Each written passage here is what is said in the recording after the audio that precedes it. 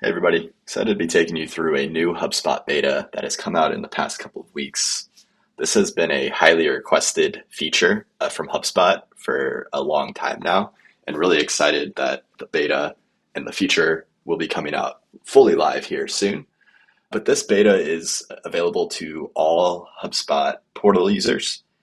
This beta allows you to associate records of the same object type together, meaning we can now associate a contact to another contact or a company to another company with an association label attached to it. In addition to this, we can use all of the great HubSpot features with associations currently with the same object associations as well. So we can build lists based off of contact to contact associations, for instance, or build a workflow off of these associations and association labels. This also works for all standard objects in addition to custom objects if you are at the enterprise level. So I'm going to be taking you through a few example use cases today to show how powerful these can be and potentially give you some ideas for how you can implement this within your own business. The first use case I want to run through is running a referral network using the association labels. So prior to same object associations, it would have been very tough to be able to link two contacts together in a this person referred this person manner and be able to do anything off of that. You may have been able to have a property that could say this person has referred somebody or this person was referred by somebody, but it would be very, very tough to see who those people actually are. With these same object associations, you can see here in a contact view on the right sidebar, we now have a group for contacts and we have an association label of referred. So I can pretty clearly tell now that Renewal has referred two contacts. If I hop over into one of the referred contacts, this is reciprocal. So we can see now from the Nick Beal contact, the referrer of Nick Beal is Renewal. So that in and of itself, obviously super powerful in terms of being able to solve for this use case just from a visual perspective. When we kind of take it a step further and we think lists, workflows, all the nice functionality we get out of HubSpot can show a couple simple use cases that can be powerful here as well. So in conjunction with some calculated properties over here on the left sidebar, I can see that we have a number of referrals property and a referral total revenue. So using some calculated properties in HubSpot, we can now both count the number of referrals. So this could be a property which triggers something else, but we can easily see Renewal has 2 referrals. And we can also calculate the total closed revenue of those referrals. So between Amanda and Nick, we know there are $1,350 of closed won deals associated to these contacts. So from here, we could then build out some sort of commission structure, maybe off of this referral total revenue, or build a list of your top referrers to be able to segment further. But this shows kind of one use case of doing these same object associations at the contact level. Next example I want to take us through is a deal-to-deal association and some of the potential use cases we can have here. A super common selling motion that we see is that you have a net new customer come in, you sell them a product or a service, it maybe lasts for 6 months, a year, 2 years, whatever it might be, and then you need to sell them a renewal or you want to sell them an upsell potentially down the line.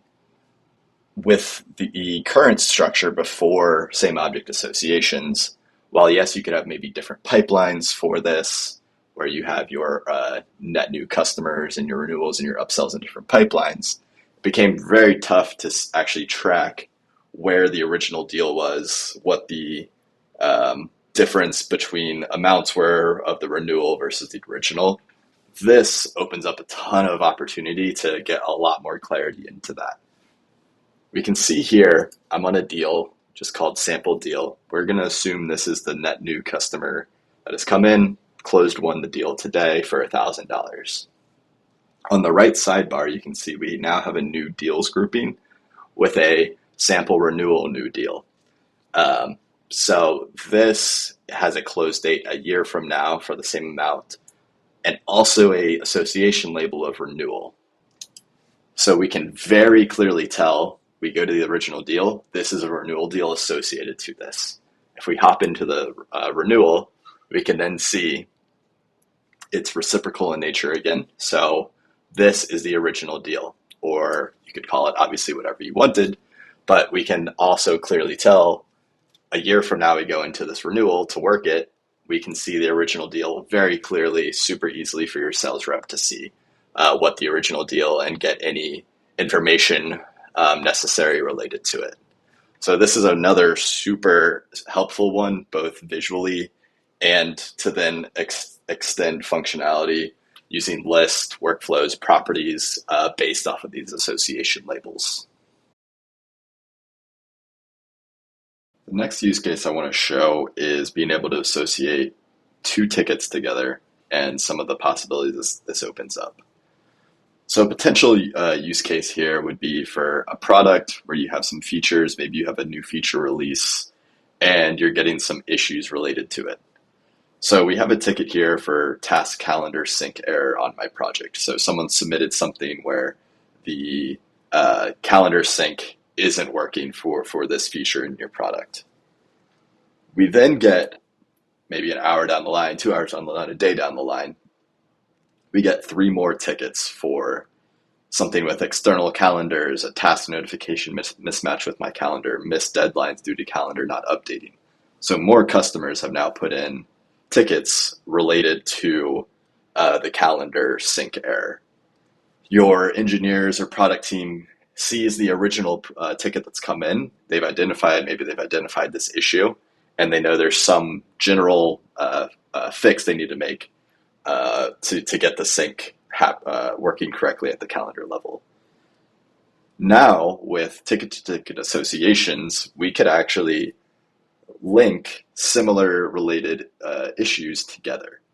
So we know now there's an issue with the calendar sync. All of these tickets are actually related to the same fix. So once this one gets fixed and our product and engineering team gets it to a working state, all of these tickets would actually be fixed as well. So being able to do this with association label allows us to say, we have a ticket here and we have 3 related issues to this ticket that are actually the same root cause.